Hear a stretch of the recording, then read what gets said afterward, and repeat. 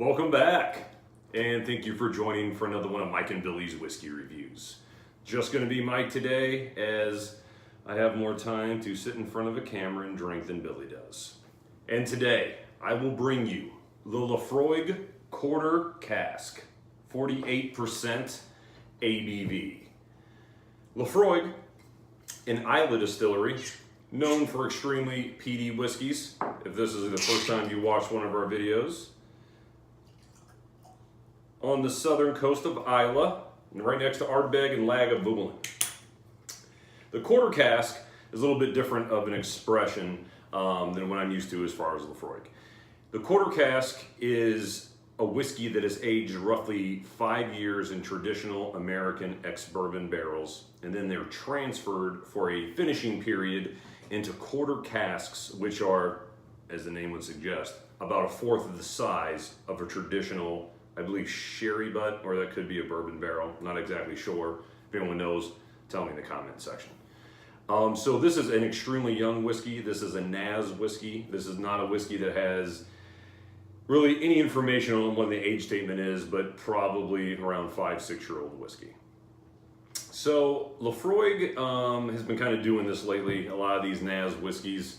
I know I used to be a big fan of the 18, always had that around, had the 10 of course, and the 10 cask strength, which that 10 cask strength is still a wonderful whiskey.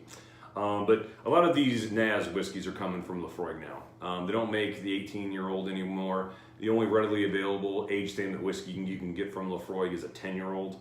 Although I did recently purchase a 25-year-old, the newer packaging, the one with the white wooden box, and I'll bring that to you guys here in the coming weeks. So anyway, Laphroaig quarter cask, I'm going to nose it, I'm going to taste it, and I'm going to tell you what I think about it. All right, so let's get into it. 48% ABV. It is not natural color, but let me show you that beautiful gasoline color that most of the Laphroaigs are. Give a quick swirl around the Glencairn. See what kind of legs develop. They come down kind of quickly, but in random spots. Looks like a thick, oily dram. Let me see what we're getting on the nose. That's an aggressive whiskey. Well, TPC, that smoky iodine medicinal smell right off the bat. It's a lot to dig through. But once you do, a nice chilli note comes up and a nutty sweetness. Think burnt almonds. Almost a little bit of caramel. Initially it smells really hot, very smoky alcohol front initially. And then it kind of just settles back. Give you that sweetness and that smoke. A little bit, like I said, a little bit of chili powder. Have you ever made, my dad makes tacos, and he always puts in like a little bit of taco seasoning in it, that chili taco seasoning, and I get a little bit of that in this. But I gotta tell you, I love Laphroaig. It's one of my favorite whiskeys. Super medicinal ones. For whatever reason, I love it in this whiskey. It's just my flavor profile. And it's easy for me to get past the smoke and the iodine on this one, really easy. Nice, let's take it for a sip.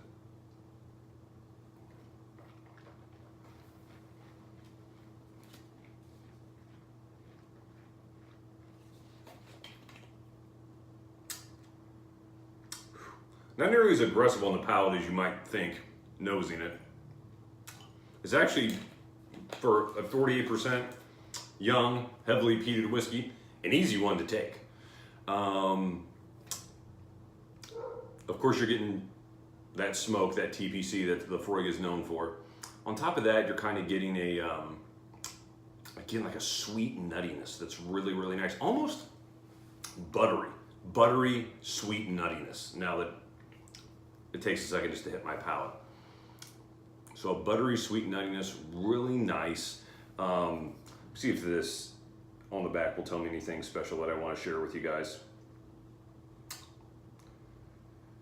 So one nice thing that I pick up here is this is like most Laphroaigs is not chill filtered. So that's another positive thing. It is colored, like I said, but again, being unchill filtered, that's a pretty nice thing that I like. Also, being 48% ABV would lead you to believe that it's not chill filtered, and it isn't. And it's just a really, really nice, smoky, young peated whiskey. Now, this bottle here runs about $65 here locally in Columbus, Ohio, to where the normal 10-year-old's about $43 to $46, depending on what it is. And still, I feel that the 10 is a better overall buy. This is a nice treat to have. I've had this bottle probably sitting in my whiskey cabinet for 4 or 5 months now. I have it down to about here, so it's a nice one to kind of go back to from time to time just to sort of change it up. I added a little bit of water in the interim just to kind of see what it does to it. It knocks a big edge off with the water. The sweetness really comes out once you add a little bit of the water. And I love that Laphroaig and Ardbeg sweetness. The reason why I throw Ardbeg in there is that also to me is a very sweet dram, kind of once you get past the initial smoke and fire of it. But lovely. There's almost like a flowery note coming out now with a little bit of water. Butter, oil, like either caramel or toffee, like one of those. A little bit of a floral note, oddly enough. It's not something I get in Laphroaigs very often. This was opened up nice with a tad bit of water. I've also found that this bottle has improved as it's gone down. My first few drinks of it, I wasn't overly impressed with it. I thought, another gimmicky, non-age statement Laphroaig. But this one has really turned into be a very nice whiskey as the bottle's kind of gone down. When I dig back into it, I usually only have 1 or 2 in a given night, just because of the high ABV and it is a pretty aggressive taste. But this is definitely one that benefits from a little bit of time, oxidation in the bottle. Remember, it is an extremely young whiskey. So, am I really picking up anything else with water? I'm getting that floral note, almost like a red fruit of some kind. Maybe a red apple peel maybe, something along those lines.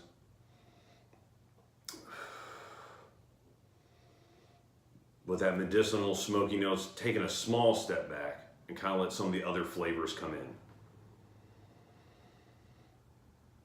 Chili is gone now with water. I get the chili initially, but I feel like once I've had a drink or two, the chili kind of goes away. But a really nice one. Worth the $60, $65 if that's the range you can find it in. If you're a fan of Laphroaig, try it. It's a good one. It offers you something really different. That quarter cask, I do like the quarter cask. And I think now I'm picking up more, let me step back. I did Laphroaig Lore a while back, and I got kind of a red berry note off that. In this one, I'm kind of getting more of a red apple peel off of it, but I'm still getting kind of a buttery sweetness like I did with the Lore. And I wasn't quite sure whether with the Lore, if it was the older cask or the quarter cask or the bourbon cask that kind of gave that. But now I'm thinking, it might be the quarter cask. Maybe they aged, with the Lore that is, they aged some of the whiskeys longer in the quarter cask. So, as I mentioned at the beginning of the video, a quarter cask is roughly a quarter the size of a normal cask. I believe an ex-American bourbon barrel, but maybe it's a quarter of an ex-sherry, but I'm not exactly sure. Forgive me for not knowing that, but I'm sure one of my viewers, subscribers would know. I've always likened it to this. If you've ever seen a bottle of Captain Morgan rum, the guy's like standing on it. It's a move that guys pull at the bar. When I was younger, I thought they'd be funny after they've had a few too many drinks. They do the old, I'll stand on the side of the barrel. And I kind of think that is pretty indicative of the size of that barrel. I guess the reason why for the quarter cask is it was easier to transport on ships for people for long voyages, or at least that's what I read. But whatever the reason is, I'm glad Laphroaig tried their expression of their whiskey in one of them.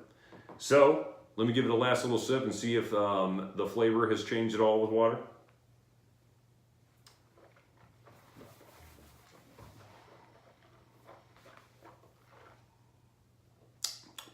Much more palatable with a drop of water. And the smoke comes, as soon as you swallow, the smoke comes back. But very sweet, very nutty, a really, really good whiskey. But let me finish by saying I'm a huge fan of Laphroaig. If you're a fan of Laphroaig, the 10, the Lore, the 18, this is a good one to try.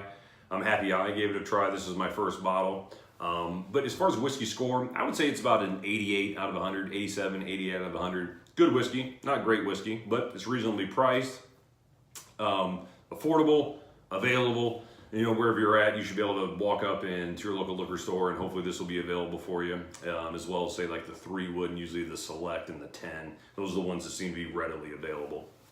But anyway, that's my thoughts on the whiskey.